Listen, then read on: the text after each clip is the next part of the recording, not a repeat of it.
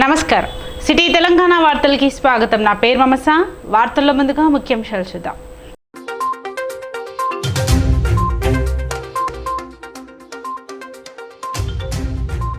మంచిర్యాల జిల్లా కేంద్రంలో జాతీయ రహదారి విస్తరణలో భూములు కోల్పోతున్న రైతుల ఆందోళన. రోడ్డు విస్తరణకు తమ భూములు ఇచ్చేది లేదని స్పష్టీకరణ.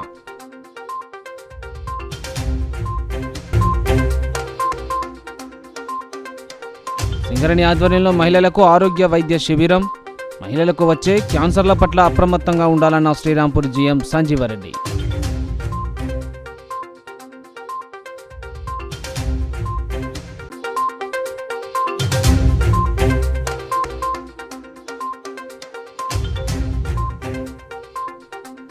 మంచిర్యాలలో ఓవర్లోడ్తో వెళ్తున్న లారీ తగిలి తెగిపడ్డ విద్యుత్ వైర్లు. విద్యార్థులకు త్రుటిలో తప్పిన ప్రమాదం.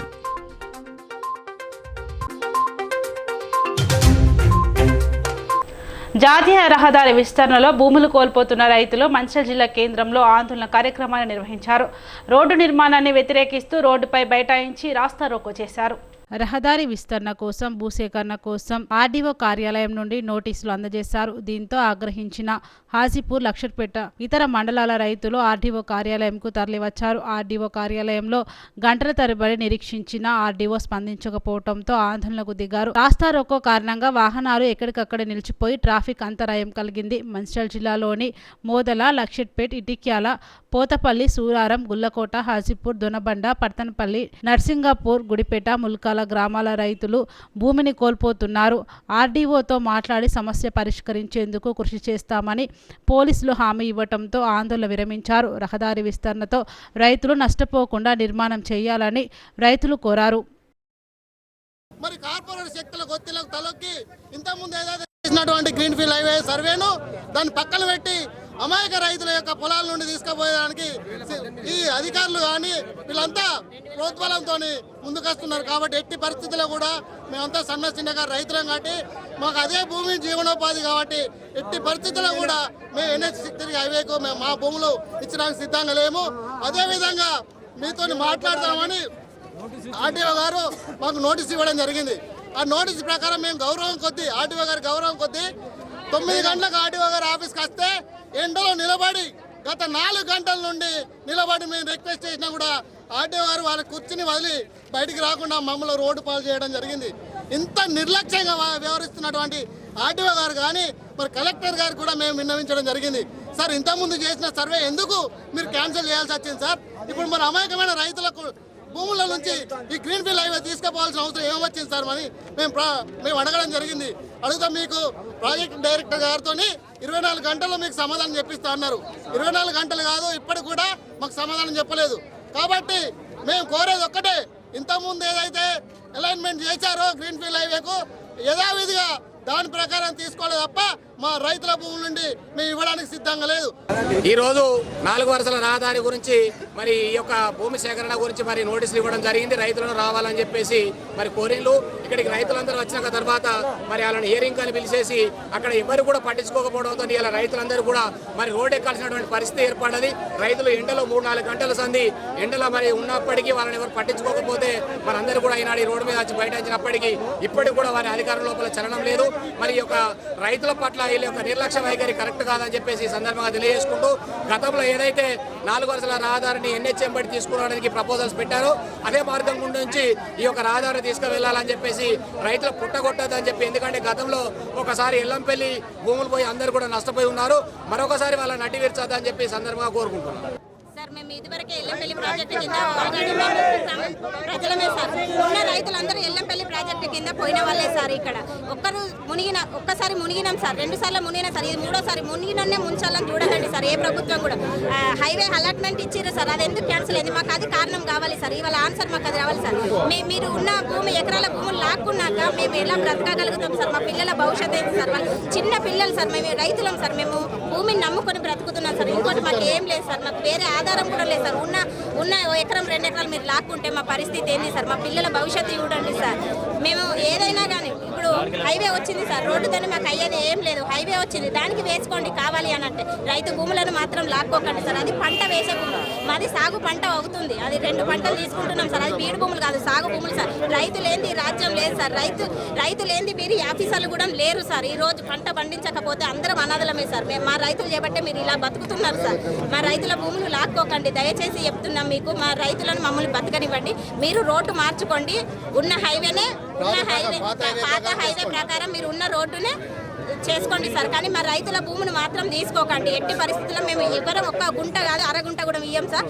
ఎవరైనా ఎంసీ కానీ ఎవరైనా మా భూములలోకి వస్తే మాత్రం మేము ఊరుకునేదే లేదు.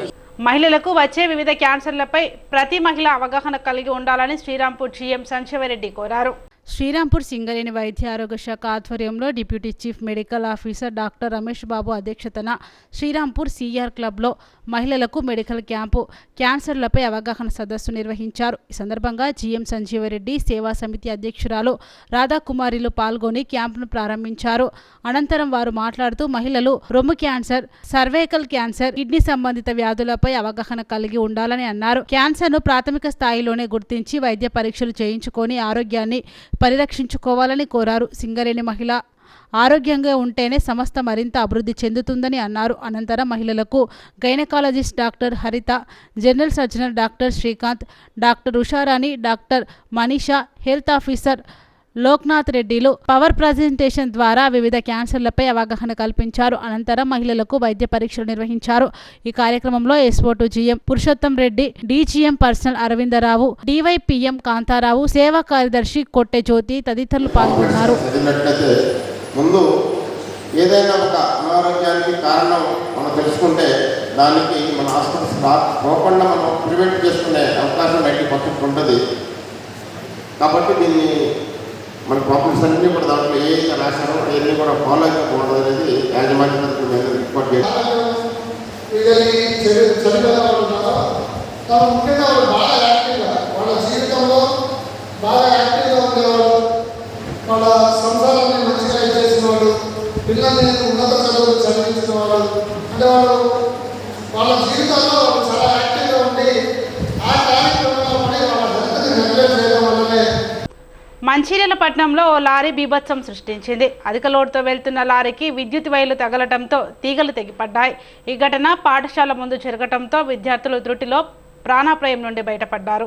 ఓవర్లోడ్తో వెళ్తున్న లారీకి విద్యుత్ వైర్లు తాకటంతో విద్యుత్ తీగలు తెగిపడ్డాయి. పాఠశాల ముందు జరగటంతో త్రుటిలో ప్రాణాపాయం స్థితి నుండి విద్యార్థులు బయటపడ్డారు. కొద్దిసేపు భయాందోళనకు గురి అయ్యారు. విద్యుత్ అధికారులు సరఫరా నిలిపివేయడంతో అందరూ ఊపిరి పీల్చుకున్నారు. అధిక లోడుతో వస్తున్న లారీలు పట్టణంలోనికి రానియవద్దంటూ స్థానికులు ఆగ్రహం వ్యక్తం చేశారు. మంచిర్యాల ఎమ్మెల్యే కొక్కిరాల ప్రేమ్ సాగరావు సహకారంతో నస్పూర్ మున్సిపాలిటీని అన్ని రంగాల్లో అభివృద్ధి చేయడానికి కృషి చేస్తామని చైర్మన్ సురిమిల్ల వేణు తెలిపారు. నస్పూర్ మున్సిపాలిటీ పరిధిలోని 22వ వార్డులో నిర్మించనున్న సీసీ రోడ్డు పనులను చైర్మన్ సురిమిల్ల వేణు ప్రారంభించారు. డిఎంఎఫ్టి నిధులు 7 లక్షలు మంజూరు కాగా రాయల్టకి సమీపంలో గల న్యూరెడ్డి కాలనీలో సిమెంట్ రోడ్డు నిర్మిస్తున్నారు. ఈ పనులను చైర్మన్ సురిమిల్ల వేణు ప్రారంభించి మాట్లాడారు. ఎమ్మెల్యే సహకారంతో మున్సిపాలిటీకి పెద్ద ఎత్తున నిధులు తీసుకువస్తున్నట్లు చెప్పారు. ప్రజలకు మౌలిక సదుపాయాలు కల్పించడానికి కృషి చేస్తామని అన్నారు. అభివృద్ధికి అందరూ సహకరించాలని ఆయన కోరారు. మొదటిసారిగా కాలనీకి వచ్చిన చైర్మన్ ను నివాసులు శాల్వాలతో ఘనంగా సన్మానించారు. ఈ కార్యక్రమంలో వైస్ చైర్మన్ గెల్లు రజిత, కాంగ్రెస్ పట్టణ అధ్యక్షుడు బండారి సుధాకర్, కౌన్సిలర్లు వంగ తిరుపతి, నాయకులు పడాల సంజీవ్ గౌడ్, గెల్లు మల్లేష్, శ్రీనివాస్ రావు, బండారి సత్యనారాయణ, కారుకూరి శ్రీనివాస్, ఆడపు ప్రభాకర్, కోసారి శ్రీనివాస్ తదితరులు పాల్గొన్నారు. నస్పూర్ మున్సిపాలిటీలోని 22వ వార్డు అయినటువంటి న్యూరెడ్డి కాలనీలో డిఎంఎఫ్టీకి సంబంధించినటువంటి సుమారు 7 లక్షల రూపాయల సీసీ రోడ్డు నిర్మాణం కోసం ఈరోజు పనులు ప్రారంభించడం జరిగింది. మరి డిఎంఎఫ్టీ ద్వారా అనేక నిధులు శాంక్షన్ చేయించినటువంటి ఎమ్మెల్యే గారికి, అదేవిధంగా ఇక్కడ ఉన్నటువంటి స్థానిక కౌన్సిలర్కు ఈ యొక్క పనులు త్వరగా పూర్తి చేసుకొని ప్రజలందరికీ కూడా సాధ్యమైనంత వరకు అభివృద్ధి పనులు తొందరగా పూర్తి చేయాలని చెప్పేసి కోరుకుంటూ, ఏదైతే డిఎంఎఫ్టీ ద్వారా నిధులు సమకూర్చినటువంటి ఎమ్మెల్యే గారికి నా యొక్క కృతజ్ఞతలు తెలుపు. మందమరి పట్టణంలోని దొరల బంగ్లాల నుండి రామకృష్ణాపూర్కు వెళ్లే దారిలో mission Bhagiratha pipeline leakage కావడంతో వాటర్ పైకి ఎగిసి పడుతున్నాయి. దీంతో వాహనదారులు తీవ్ర ఇబ్బందులు పడుతున్నారు. వాటర్ పైప్ లైన్ మీద కరెంటు వైర్లు ఉండటంతో ప్రమాదం జరిగే అవకాశం ఉంది. ఈ రోడ్డుపై నిత్యం డ్యూటీ కొరకు కార్మికులు రామకృష్ణాపూర్ గోదావరికని వెళ్తూ ఉంటారు. వాటర్ లీకేజ్ కావడంతో రోడ్డుపైన వెళ్లే వాహనాలకు ప్రమాదం జరిగే అవకాశాలు ఉన్నాయి. వెంటనే సంబంధిత అధికారులు సందర్శించి మరమ్మతులు చేయాలని ప్రయాణికులు కోరుతున్నారు. వాహనదారులు కమిషనర్కి ఫోన్ చేసి తెలుపగా వాటర్ను ఆపేసి మరమ్మతులు చేస్తానని తెలిపారు. రామకృష్ణాపూర్ ఏఐటీసీ నాయకుడు సిఎస్పీ మాజీ ఫిట్ కార్యదర్శి సంజీవరెడ్డి అనారోగ్యంతో మృతి చెందాడు. ఆయన పార్థివ దేహానికి సిపిఐ ఏఐటీసీ వివిధ పార్టీల నాయకులు పూలమాలతో నివాళులర్పించారు. ఏఐటీసీ నాయకులు సిఎస్పీ మాజీ ఫిట్ కార్యదర్శి సంజీవరెడ్డి అనారోగ్యంతో సోమవారం నాడు అకాల మరణం చెందాడు. సంజీవరెడ్డికి కూతురు కుమారుడు ఉన్నారు. అనంతరం పార్థివ దేహానికి పలు పార్టీల నాయకులు నివాళులర్పించారు. శవయాత్రలో మాజీ ప్రభుత్వ విప్ నల్లాల ఓదలు, ఏఐటీసీ నాయకులు సీతారామయ్య పాడమోశారు. ఈ కార్యక్రమంలో బీఆర్ఎస్ నాయకులు గాండ్ల సమ్మయ్య, కౌన్సిలర్లు, యూనియన్ నాయకులు పాల్గొన్నారు.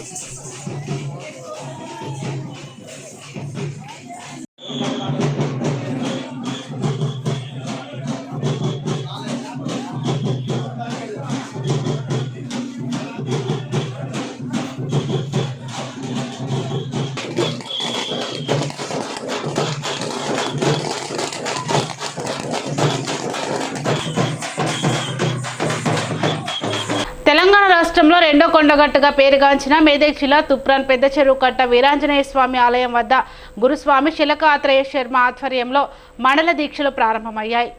అత్యంత భక్తి శ్రద్ధలతో కఠోర నియమనిష్టలతో హనుమాన్ దీక్ష తీసుకున్న స్వాములు 41 రోజులు శ్రీరామ నామస్మరణతో భజన చేస్తూ దైవ సేవ కార్యక్రమాలు, భక్తిభావంతో మండల దీక్షలు, అర్ధమండల దీక్షలతో హనుమాన్ అనుగ్రహాన్ని పొందుతారు. క్రీస్తుశేషులు సరాక శ్రీనివాస్ శర్మ ఆధ్వర్యంలో గత 35 సంవత్సరాల క్రితం ఈ క్షేత్రంలో హనుమాన్ మాలధారణ విరమణ కార్యక్రమాలు ప్రారంభమయ్యాయని, అప్పటి నుండి ఇప్పటి వరకు ప్రతి సంవత్సరం ఈ క్షేత్రం దినదిన అభివృద్ధి చెందుతూ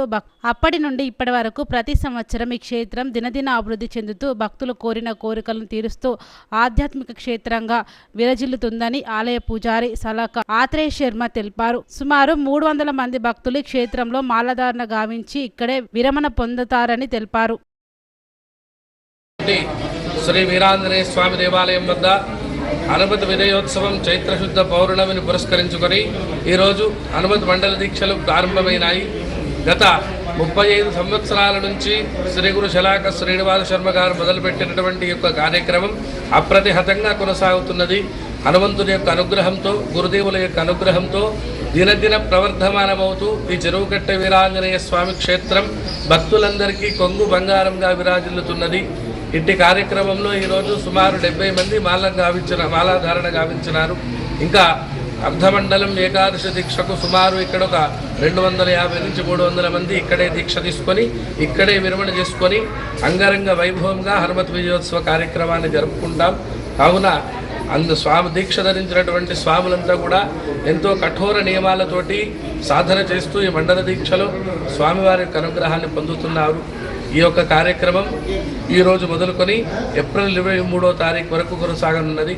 కావున భక్తులందరూ కూడా గమనించి స్వామివారి దీక్ష తీసుకొని స్వామివారి అనుగ్రహ పాత్రులు కావాలని కోరుతున్నాం. జై శ్రీరామ్. వార్తలు ముగించే ముందు ముఖ్యాంశాలు మరోసారి.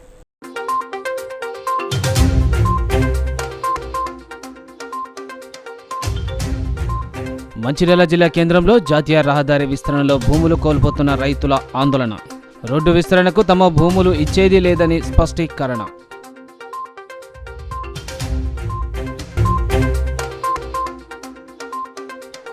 సింగరణి ఆధ్వర్యంలో మహిళలకు ఆరోగ్య వైద్య శిబిరం.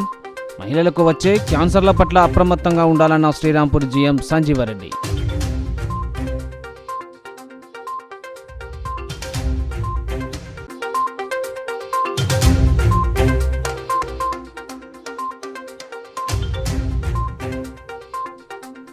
మంచిర్యాలలో ఓవర్లోడ్తో వెళ్తున్న లారీ తగిలి తెగిపడ్డ విద్యుత్ వైర్లు. విద్యార్థులకు త్రుటిలో తప్పిన ప్రమాదం.